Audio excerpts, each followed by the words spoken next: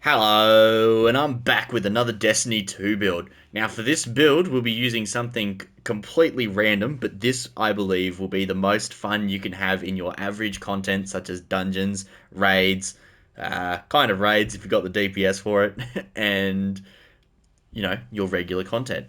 So we'll be using the Peacekeepers. Now the Peacekeepers' abilities are reloads stowed submachine guns and allows them to ready instantly. Improved handling with submachine guns and your movement while wielding one.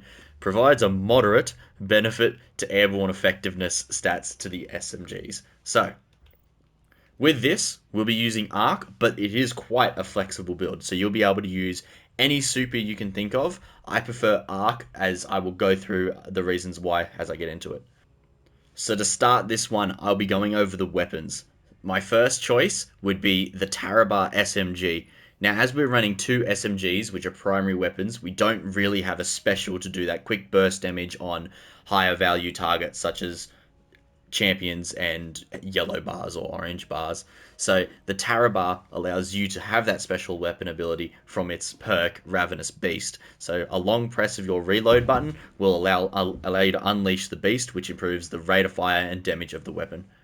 Of course, we'll be needing another SMG to run alongside this. So this one will be the hardest to get, but any primary SMG that is able to get Cascading Point. Now, as Cascading Point states, final blows or sustained precision hits will with another weapon will increase this weapon's rate of fire for a short duration. Now, because you'll be getting kills with the Tarabar and then immediately swapping using the whole build of Peacekeepers, being able to instantly swap and have it reload for you, you'll be getting this perk a lot. I also run alongside Envious Assassin, as I will be getting kills with the Tarabar, so I'll be getting more magazine. This allows for got up to like a 60 round magazine and then swapping with Cascading Point for that improved rate of fire, you'll be doing massive damage.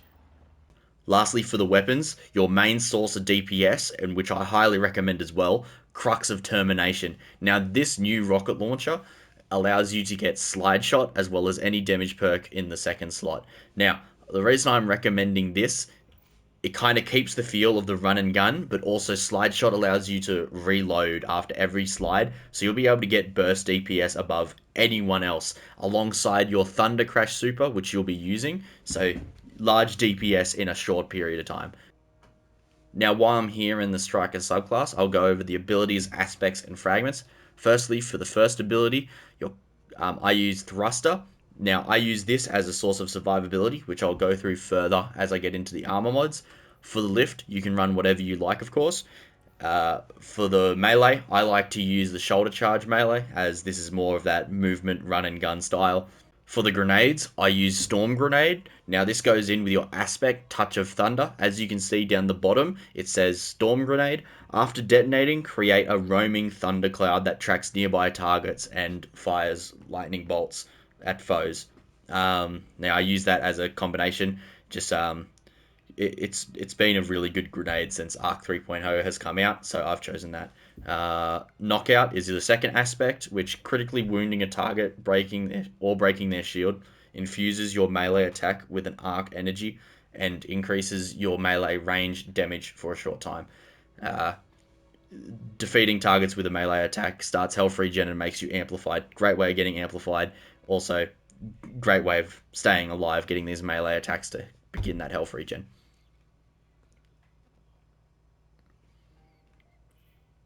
Now for the fragments. The first fragment will be Spark of Resistance. This is your survivability. While surrounded by combatants, you are more resistant to incoming damage. Spark of Amplitude. Rapidly defeating targets while you are amplified creates an orb of power, so this will be helping you get your armor charges. Spark of Recharge. While critically wounded, your melee and grenade recharges more quickly, so your ability regen will be upped by that, as well as Spark of Magnitude. Your lingering grenades, such as the Storm Grenade, have an extended duration. Now that I've gone over the subclass, I'll take you into the armor.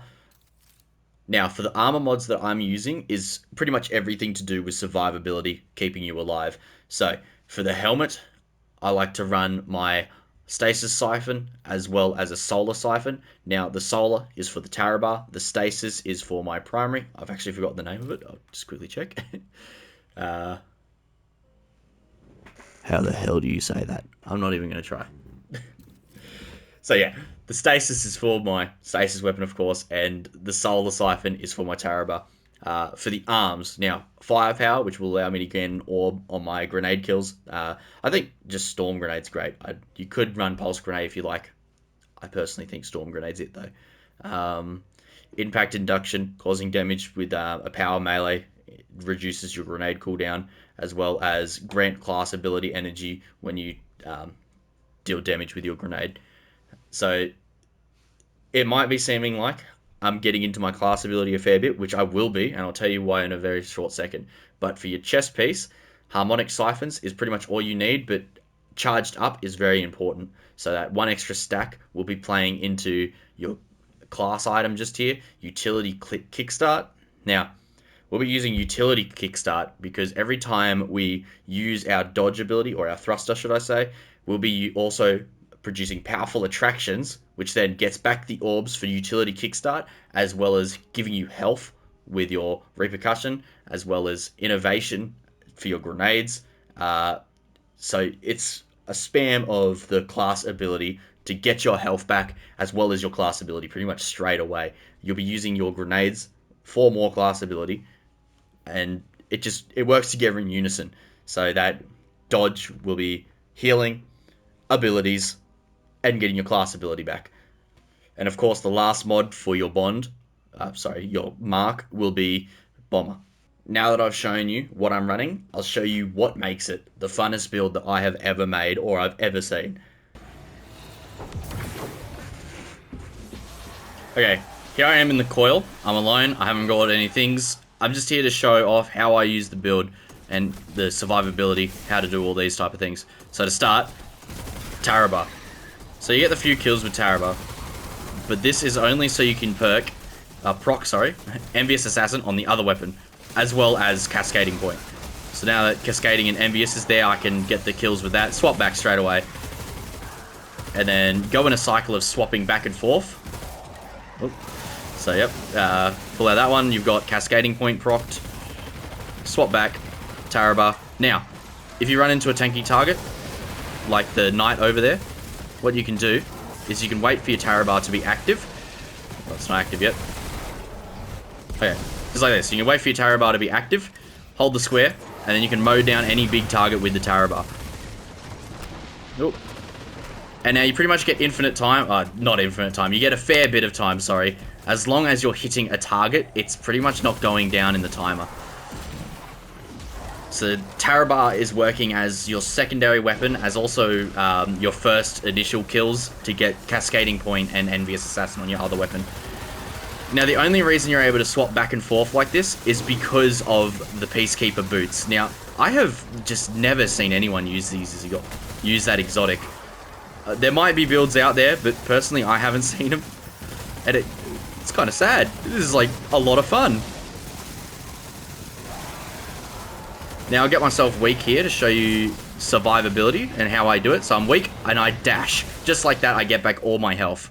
Now you're also getting health from things like your fragments and your aspects, which are like, you know, when you're low and get a melee kill, you automatically start health regen and things. And well, I use that alongside the shoulder charge.